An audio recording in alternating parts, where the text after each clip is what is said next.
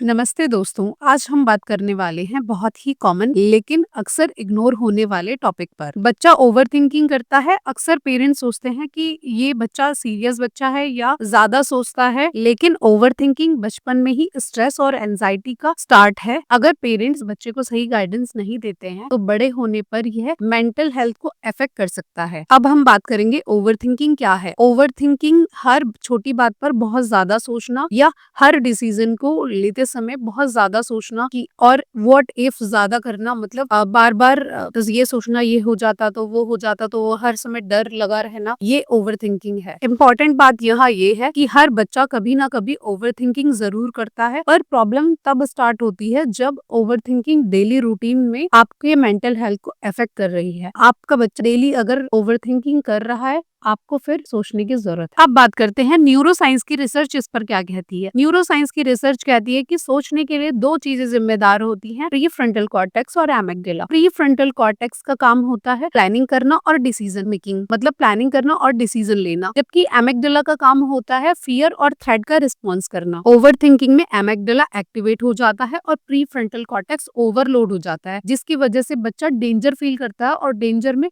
वो डिसीजन गलत लेता है और स्ट्रेस्ड फील करता है। अब बात करते हैं पेरेंट्स की कुछ कॉमन गलतियां जो पेरेंट्स जाने अनजाने में करते हैं। जैसे हर डिसीजन बच्चे के लिए खुद लेना, डिसीजन मेकिंग के टाइम पे बच्चे को इंटरफेयर करना। जब बच्चा कोई खुद से डिसीजन ले रहा हो तो उसको खुद से ना लेने देना, बल्कि पेरेंट्स का उसमें इन्वॉल्वमेंट। तीसरा, एंजाइटी को डिसमिस करना, मतलब जब भी बच्चा ओवर थिंकिंग कर रहा होता है तो आप उसको डिसमिस कर देते हैं कि ज्यादा मत सोचो, इससे कुछ नहीं होगा। ये चीजें और एंजाइटी और ओवर थिंकिंग को बढ़ाती हैं, कम नहीं करती। अब बात करते हैं कुछ कॉमन साइंस जो पेरेंट्स को ध्यान में रखने की जरूरत है।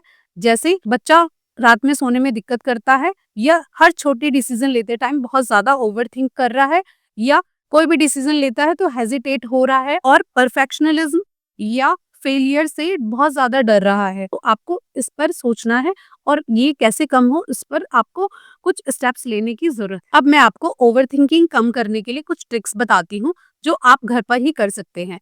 जैसे प्रॉब्लम को कई स्टेप्स में ब्रेक करिए, और एग्जाम्पल के लिए आप होमवर्क करा रहे हैं बच्चे से, उसके साथ बैठिए, उसको डिसीजन खुद लेने दीजिए। कोई भी बच्चा डिसीजन लेता है तो उसको लेने दीजिए और उसको अप्रिशिएट करिए। बच्चे को हर डिसीजन के बाद आपको अप्रिशिएट जरूर करना है। दूसरा, बच्चे का स्क्रीन टाइम आपको बहुत ही कम करना है, आउटडोर एक्टिविटी ज्यादा करनी है जिसमें आप बच्चा खुद डिसीजन लेगा। हर गेम में डिसीजन मेकिंग का टाइम आता है जब बच्चा खुद से डिसीजन लेता है। आपका काम है कि आप उसको अप्रिशिएट करेंगे। दूसरा, आपको ब्रीथिंग एक्सरसाइज बहुत करानी है बच्चे से। जैसे ब्रीदिंग एक्सरसाइज आपको ऐसे करानी है कि आपको 4 सेकंड के लिए सांस अंदर लेनी है, 4 सेकंड के लिए होल्ड करनी है अंदर, उसके बाद 6 सेकंड तक उसको रिलीज करना है।